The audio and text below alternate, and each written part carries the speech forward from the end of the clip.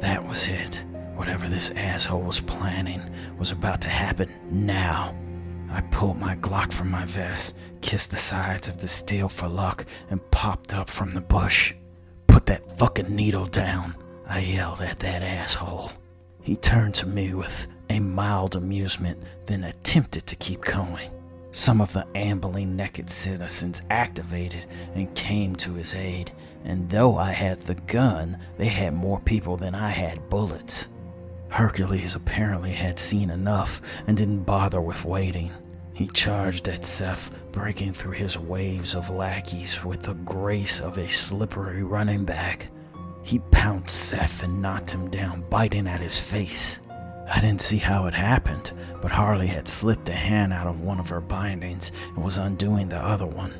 The swarm that swirled on the ceiling descended on me like an animated black hole. From my bag, where normally there were water bottles, I produced a canister of fogger that you would bug bomb your house with. I dropped it like a flashbang. The swarm dispersed. What once looked like a mass of insects with one mind turned into a disorganized rabble. I didn't have time to toss another one because his minions were upon me. I thought about what Harlii said earlier, about if I had a gun, I'd be inclined to use it instead of thinking another way out, and she was absolutely correct. I may have been able to kill the few naked townsfolk if I put my head in the game, but I didn't. Not yet. Not until I was absolutely sure I had to. I ran. These people were regular people, not athletes, and I was confident that most of them I could evade, at least for a little while. As they charged at me, some of them stopped when they ran through the fogger smoke, coughing, choking. I know it was poison, and I know it was toxic and potentially deadly to us, but they were immediately affected. I saw in my peripheral vision swarms of mosquitoes pouring out of their mouths violently. I put away my gun and pulled the fogger that was in my second water bottle holder. In that moment, I saw Hercules getting thrown off of Seth and Harlii hopping off the stone altar. I ran up to whoever attempted to grab me and let the billowing white fog envelop them. And one by one, they went into fits of coughing and convulsing. I went into my bag and began popping smoke as quickly as I could and tossing it in random directions. When I managed to get over to Harlii, I saw she and Hercules were beating him down. She had a loose brick in her hand. Seth wasn't completely paralyzed by the smoke, but he was affected. I ran over to join in the assault, and this is when Seth popped up and glared at us with insectual eyes that were 3 times bigger than human. I could see mosquitoes in his eye, gleefully swimming through his iris. He opened his mouth and a singular insectual needle-like proboscis grew. I was so terrified that I couldn't even process the fear and reacted normally, having to have to deal with those emotions later. He came for me, jumping very far, very fast.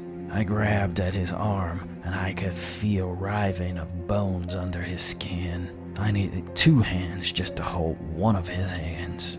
As his kill blow was about to drop, Hercules held his arm, ripping into it viciously. Harlii hit him in the head over and over with a brick, but it was doing less than nothing.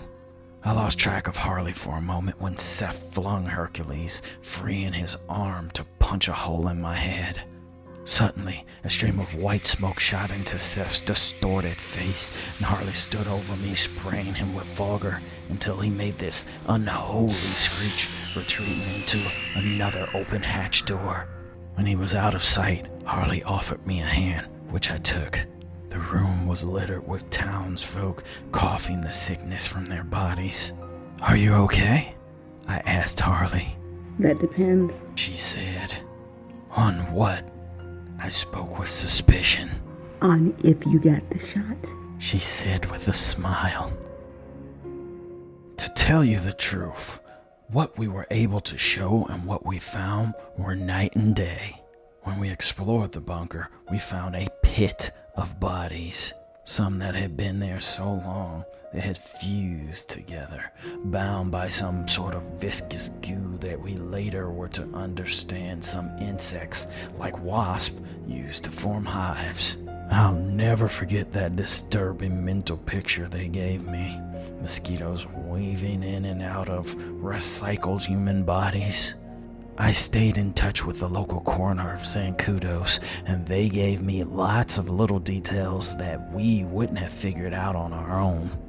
Like these victims were all exsanguinated and from people that came from out of town, drifters and tourists.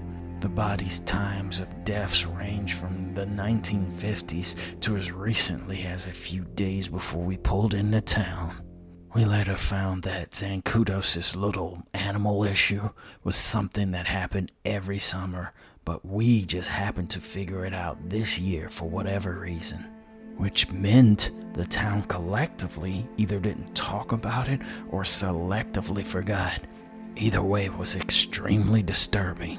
As of now, this story is our highest ranking one, though it had to be toned down a bit because no one believed it was true. We did get quite a bit of kudos for our special effects. The people of Zancudos were released from a dreamlike haze and claimed to have no memories of any of the events that happened in Seth Gondry's presence, which in the long run was probably for the best. Harlii and me just kept on doing the good work, looking for the next big story, but we never found out what truly happened to Seth, so anytime we see a mosquito, we never forget to keep one eye open. And Hercules, we never found out who he belonged to, so I guess we have a dog now. Case closed.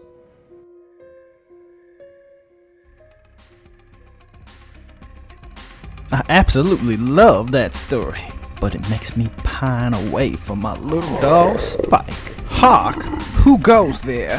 What is that rustling by the fire in the darkness?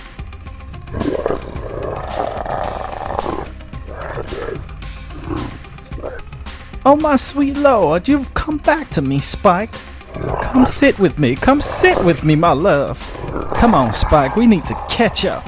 I don't even care that you became all Hollywood and did all that cocaine with Spuds McKenzie and Benji. Just come and sit by the fire with your dear old mama. As for you children, I suppose this is another red shoe in the books. Bye-bye, children.